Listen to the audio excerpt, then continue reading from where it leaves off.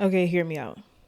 There's something about a breakup that just brings a sense of clarity you really can't get anywhere else. Like sometimes what you need to do is let go of that relationship, let go of that man, let that woman go. Like sometimes what you really need to, as I say, take off the moo glasses, let go of that man, let go of that woman, let them go.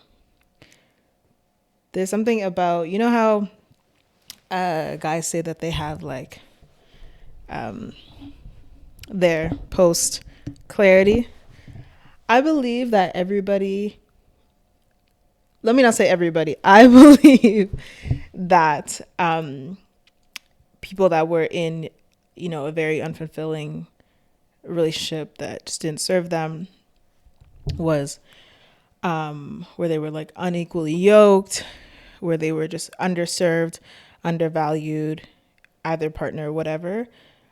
After that breakup, it's like life becomes in color. Like life went from, white and black to the full color spectrum. And that's not to say like, oh, you get back to doing like crazy things and wild things, but things really come into perspective. And I want to talk about that post breakup clarity because I believe that for some people, it's really necessary for that relationship to end, especially for like anxious attachment to turn to secure attachment and just, anxiously attached people. I believe that is really necessary for that relationship to end, for you to heal your attachment style and, to just for the brain to turn on. Like some people, they like to say that the frontal lobe is developed when you turn 25. I think it's 25 or whatever. But for some people, like past 25, until you get that post breakup clarity, the frontal lobe is still not developed. And this is not me advocating for couples to break up. Like, no, but for some people, listen and listen well. There's a few things, and I've been sitting on this for a while, but there's a few things that just really hit when you're able to bring yourself, or God brings you out, or friends and family bring you out of a relationship that was not serving you.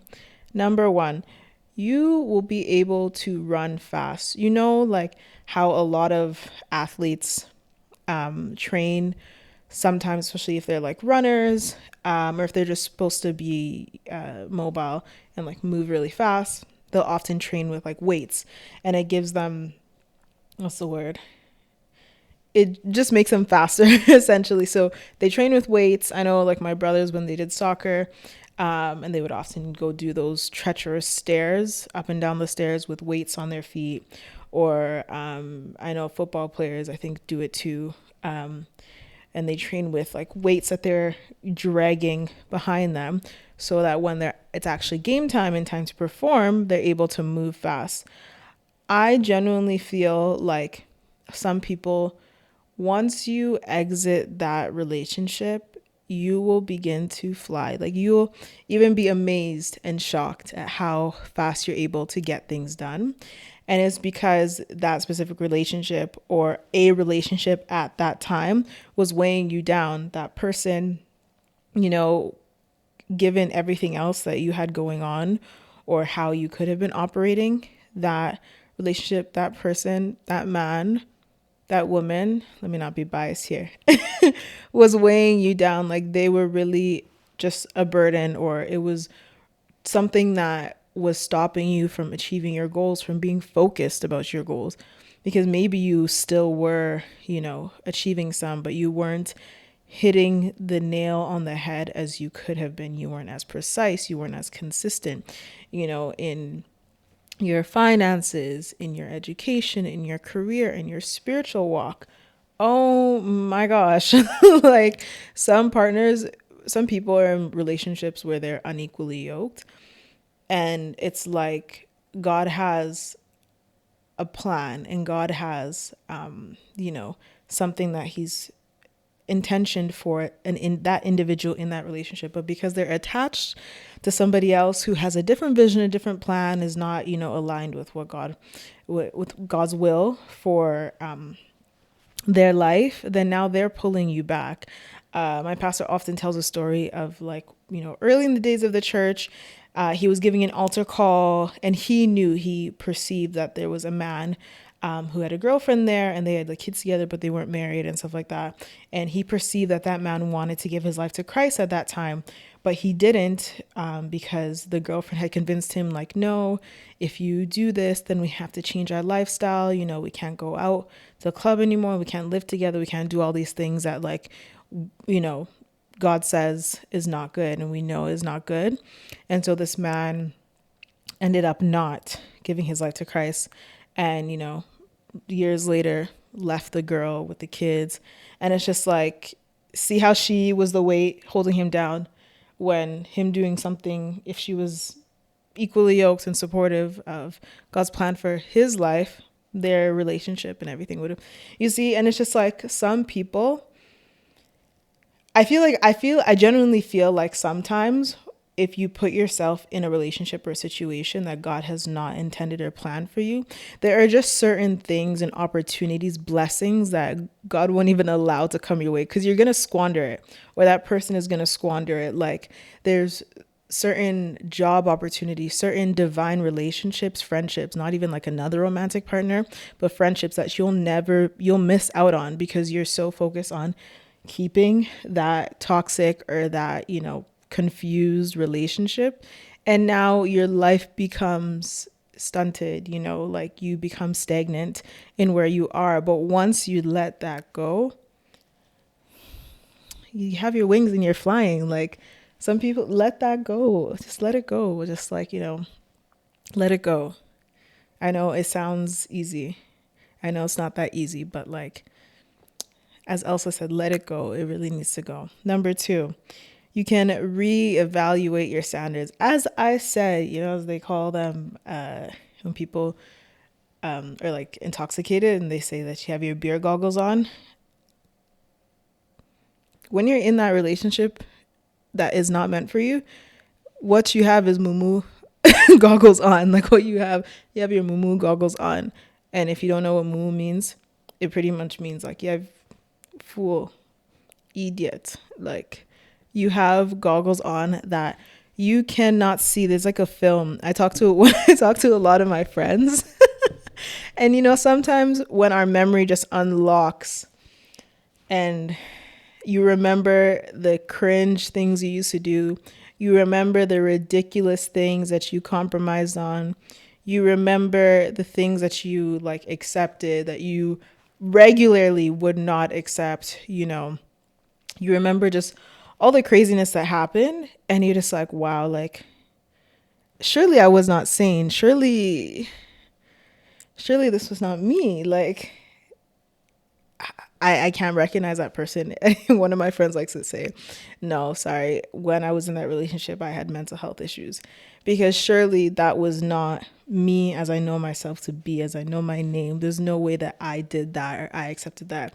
And when you're in that relationship that is not meant for you, where they're mistreating you, or they're just going, your lives are going in a completely different direction, it's like you have blinding goggles on. Like, you can't see, there's fog everywhere, you're going aimlessly, where you're walking doesn't make sense, what you're doing doesn't, you can barely recognize yourself, but you just keep going with it, because we're creatures of habit. And so we enter, like, this place, and once you remain in there, you start to think that that's the norm. So once you've come and accepted a relationship that puts you in an environment that's unbefitting, they speak to you in a derogatory way, they treat you less than, you're not valued, you're not considered, you're not respected, and it doesn't even have to be to extremes. And that's the, like, scary part of it, because it won't start off as these extremes at first. It's like, slowly by slowly, you're compromising, you're kind of looking and thinking, that doesn't make sense, but that's fine. I don't agree with that. I don't like when he does that. I don't agree when she does this.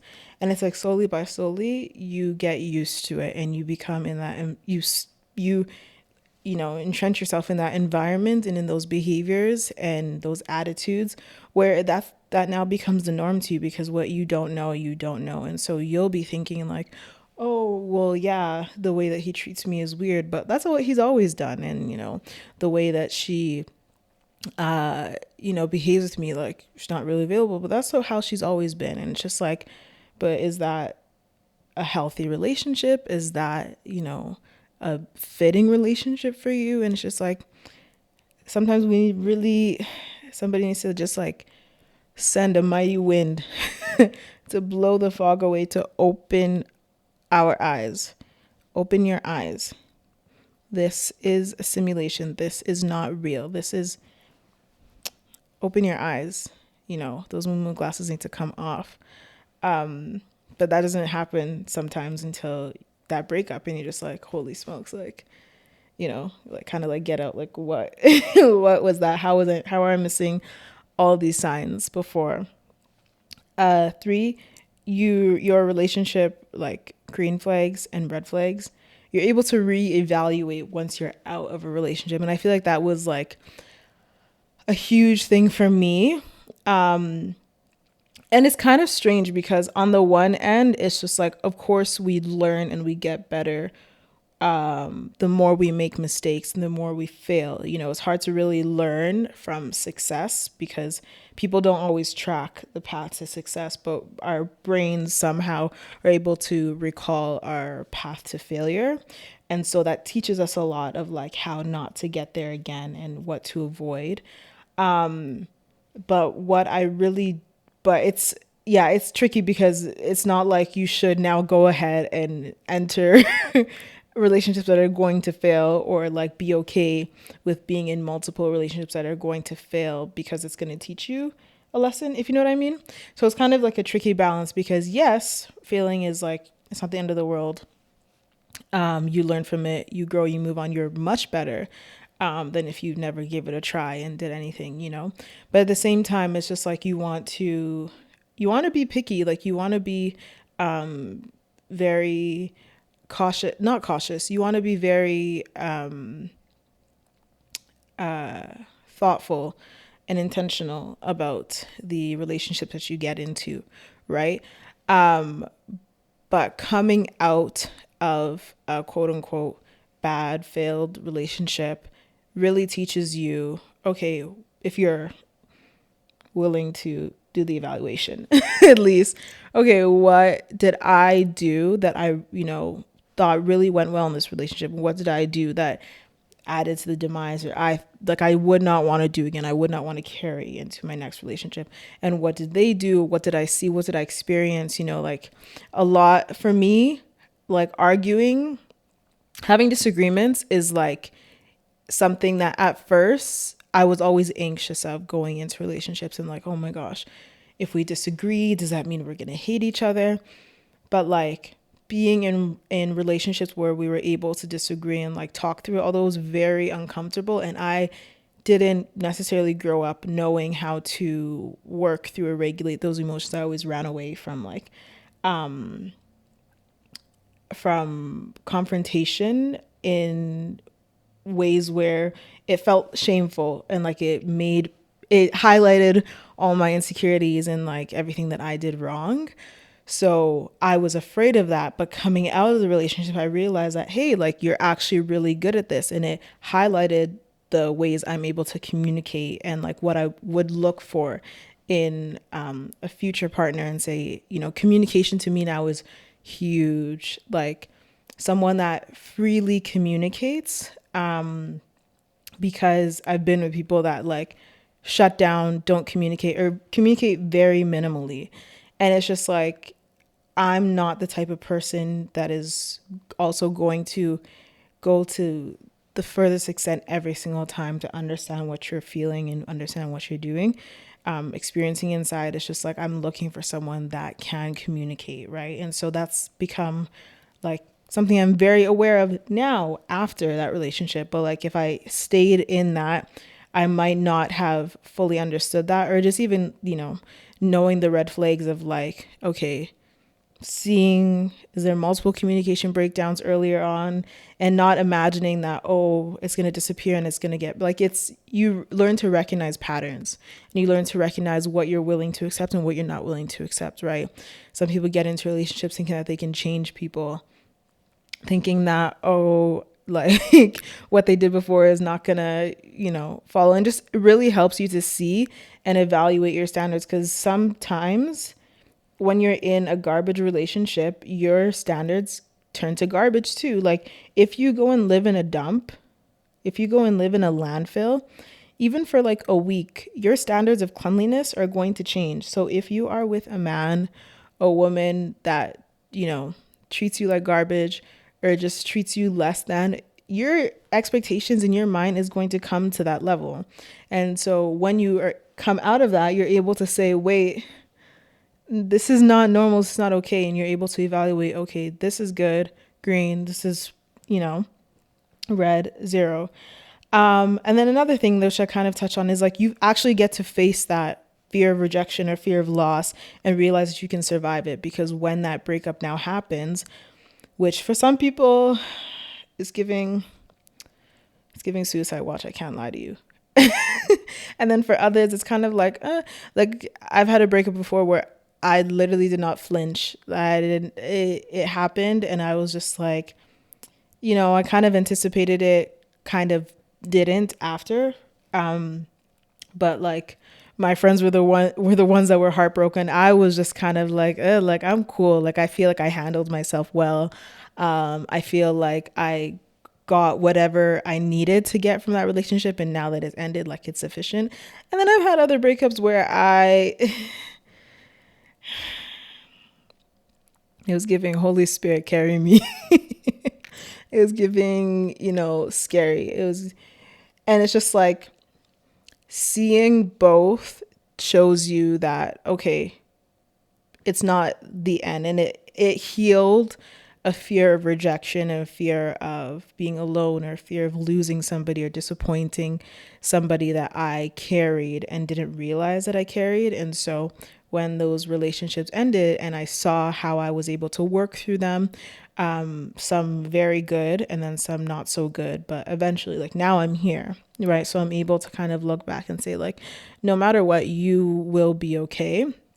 And I feel like there I need to stop saying I feel like. I believe that there are patterns for how healthy relationships are formed and look like. Before people enter a relationship, most people are just indifferent. If you're really craving or desiring for a relationship where it's like, it has to happen, it needs to happen, like, this is, calm down. Like, but I feel like for the most part, most people are like, for a healthy relationship, you're kind of indifferent. And then you meet somebody and it's just like, wow, you're in that phase of infatuation. You feel like you need them so much, you desire them. And that's great. Like, that's not bad. That beginning phase, that honeymoon phase, as it's called, like, that's very normal. You're right. Everybody goes through that, where it's just like they take up a majority of your mental and emotional and spiritual real estate. Like, you think about them all the time. In that period, you want to talk to them, you want to be around them, and that's cool. That's normal. But the healthy progression is that you would now go from that to kind of realizing it kind of calms down, and you're just like, actually, I kind of forgot about my life as a single person, and you start to pick up, or maybe you just continued doing the things that you did when you're single. Like, you're not so caught up with them. You're not so mentally occupied and emotionally occupied with what they're thinking, what they're doing all the time. You're able to, in a way, reclaim your independence, and, you realize, hey, like, I'm actually pretty good just on my own again. You're not so occupied with them, essentially. But then over time, And you also start to just develop some boundaries that, you might have kind of lost or neglected during that period. And then once you reclaim that mental real estate, a healthy person will kind of go back and then reevaluate this relationship and be like, hey, I actually really enjoy this person, but I realize that I can enjoy them in a way that I'm not so hung up on them, and that I can enjoy them in a way where I don't need them, but I want them and I choose them to be in my life, right? So there's like a big difference between needing somebody and then wanting somebody. I feel like a lot of people want to feel needed and they want to feel like someone, they love you so much, and they just need you so much, and they're so dependent, and their joy and their satisfaction and peace is like dependent, and it's just like, that's very unstable and that's very toxic and scary. But it's more so about wanting somebody. It's more so about knowing that I'm okay without this person. I really enjoy them. I really care for them. I love them. But I'm still able to be okay. I'm able to regulate with them and without them. But now I realize that with them, my life is this, and this. And so I choose to let them into my life. I choose to make them a part of my life. And, I'm also not holding on to them, that if they go or this changes or happens, I'll still be okay. I'll still be able to, get my footing. It's dangerous where it's just like you have this anxiety that hovers over you of this person leaving, or not having them around. And it's just like, that's a lot of anxiously attached people. I feel like anxiously attached people, they stop at that first phase where you enter a relationship and you need and you need and you need. And it's like you're longing for that person that you never had when you were a child to co-regulate with you. A lot of anxiously attached people, what they miss is the ability to regulate individually. They've been taught inconsistently, but they've been taught to co-regulate their emotions, and they're very extreme and very intense with their emotions because that's the only way that they got attention. That's the only way they were able to feel satisfied and feel loved in that relationship with people. But on their own, they're not able to co-regulate. And I feel like avoidant people stop at the phase after that where they get into that independence and they're just like, oh, that was fun, and that was very intense and, very lovely. But maybe it's too much. Maybe I went too far. Let me go back to my independence. Let me go back to not needing anybody. But then you go a little too far, and you realize that like the two are supposed to exist in a balance. So you are still independent, but you're also still co-regulating, right? So avoidant people, they learn to self-regulate very well. And so externally, and to anxiously attached people, avoidant people look very well balanced. They look very sane. They look very okay because they can self-regulate, but they don't know how to co-regulate. Confronting certain emotions is very intense and overwhelming, and they don't know how to do that. They don't know how to experience negative emotions with other people. So they focus on self-regulating, and it's just like, take the two of those, take it to another level and say, we can do both. I can learn how to self-regulate when no one is available, but when people are available and, express love and show love to me, I know how to co-regulate. But that's the healthy form of what a relationship can look like. But some of you guys, some people, you need to pack up your belongings, put everything in the suitcase, take the toothbrush, take everything and leave. Let that man go. And if you're not with them physically, sometimes it's mentally, spiritually, you're holding on to that relationship, you're holding on to that person. Let them go. Like, you don't allow yourself to move forward. You might physically be moving forward, but mentally, emotionally, you're stagnant. You're stuck in the past of that relationship. I think they call it like Phantom X syndrome. Like, you're stuck in that. And unfortunately, a lot of abusive relationships are like that, where for anxiously attached people, where they're stuck and they're trapped in that relationship, because it's a need to be validated. It's a need to have people. And it's like a lie that things will get worse before they get better. And you think that if you just keep holding on, that things will get better. And you think that, oh, if I have a few, cuts, if I have a few burns, few scars, like I'll be okay, so long as I'm not leaving here with nothing. It's better to leave with scars on my hands. It's better to leave, than to leave here with nothing. And that's a huge lie. That is a huge lie. And a lot of people, like, it breaks my heart when I see the potential in people, in women, in men, and they're being dragged down, or they're being held down by relationships that are not fulfilling, that are not serving them. And so I know I made a lot of jokes, but in all seriousness, like, it's really important to recognize when you need to let go of something, and when you need to develop those coping mechanisms and developing those skills that, you were never really taught from earlier, or you never received in your parental relationships, your sibling relationships, or previous partners. So you don't go back to that toxic relationship. I think there's a scripture about it, about like, it's like a going back to sin or something is like a dog going back to its vomit. There's so much freedom and so much life beyond that relationship. If you hear anything from me, please evaluate. If it looks like you're going back to that vomit, if it looks like you're going back into that landfill, let it go. Let that man go. Let that girl go. You'll be all right.